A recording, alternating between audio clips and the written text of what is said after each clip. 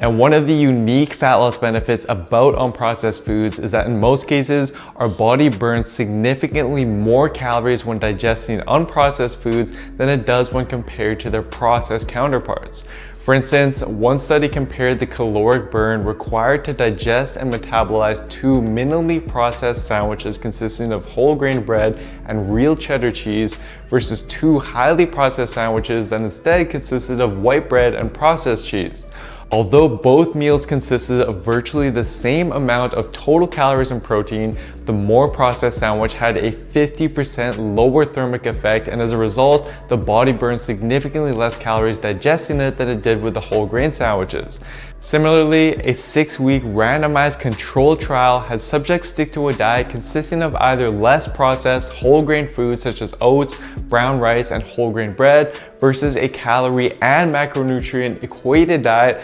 consisting of more processed refined grains instead, such as cereal, white rice, and white bread. What they found is that the group that stuck with whole grain foods burn on average roughly 100 more calories per day just from digesting and metabolizing their food than the processed food group did. And to put this into perspective, given that the average person burns roughly 100 calories to jog a mile, you'd essentially be doing the equivalent of jogging an extra mile a day just by choosing to incorporate whole grain, less processed foods as opposed to more processed foods for most of your meals.